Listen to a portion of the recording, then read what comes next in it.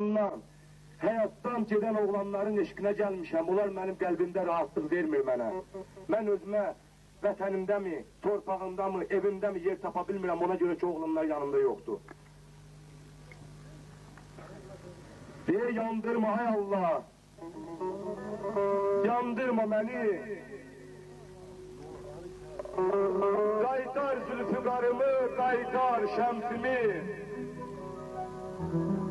Kız iken bir güzel evde dul kaldı.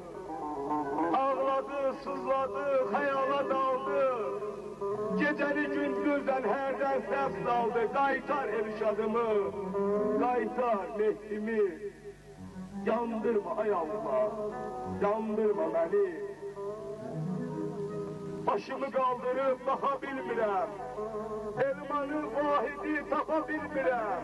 Sakiti kalbimden silə bilmirəm. Qaytar sakitimi, qaytar asifi.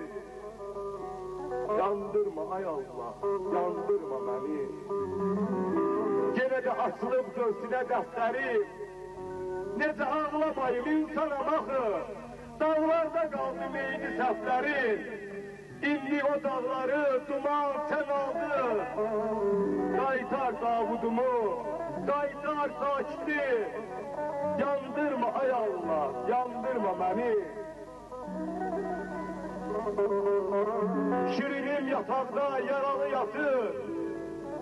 Teymur'un sinesinden hele kan akır.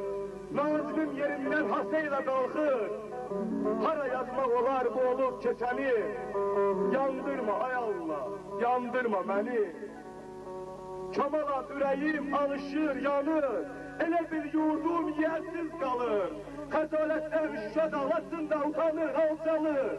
Qaytar o dağlarımı, qaytar meşemi. Yandırma ay Allah.